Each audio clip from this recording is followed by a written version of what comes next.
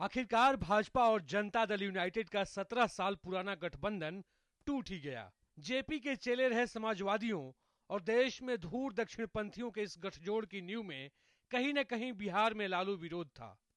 एक जमाने में दोस्ती की मिसाल कायम करने वाले लालू और नीतीश के बीच जब दरार पड़ गई तो नीतीश ने जॉर्ज फर्नांडिस के साथ मिलकर 1994 में समता पार्टी का गठन किया।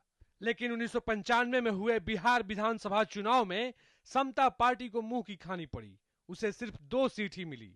अपने अस्तित्व पर ही संकट आता देख नीतीश और जॉर्ज की समता पार्टी ने 1996 में होने वाले लोकसभा के चुनाव के पहले भाजपा से गठजोड़ किया और उसे बिहार में 6 लोकसभा सीटों पर जीत मिली।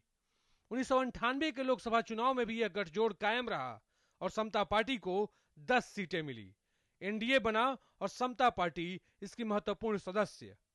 उधर शरद यादव भी जनता दल से टूटकर निकले एक धड़े जनता दल यूनाइटेड का नेतृत्व कर रहे थे। अक्टूबर 2003 में समता पार्टी और जनता दल यूनाइटेड दोनों पार्टियां एक साथ मिल गई और बिहार में जनता दल यूनाइटेड एक ताकतवर विपक्ष बनकर उभरा। साथ ही ताकतवर बना भाजपा जदयू का गठजोड़। बिहार में लालू के कुशासन से ऊब चुकी बिहार की जनता ने इस गठजोड़ को अपना खूब समर्थन दिया। फरवरी 2005 में बिहार में हुए विधानसभा चुनाव में किसी भी पार्टी को बहुमत नहीं मिला।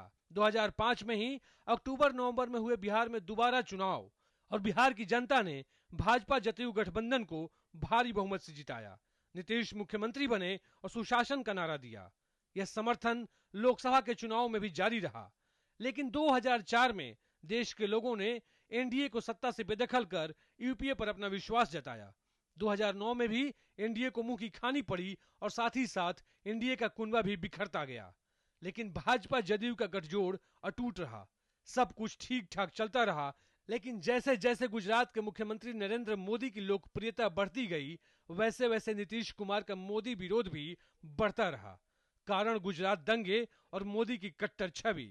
नीतीश कुमार को लगने लगा यदि पूर्ण रूप से सत्ता में आना है तो मुस्लिम वोटरों को जोड़ना होगा और यदि भाजपा मोदी को आगे कर चुनाव लड़ती है तो पहले से लालू में भरोसा बनाए मुस्लिम वोटरों को लुभाना मुश्किल हो जाएगा। भाजपा और जदयू के बीच के रिश्ते कभी नरम और कभी गरम की तर्ज पर चलते रहे। लेकिन भाजपा ने जो ही मोदी को चुनाव प्रचार अभियान समिति का प्रमुख बनाने की घोषणा की, नीतीश कुमार को वजह मिल गई और रिश्ते खत्म हो गए।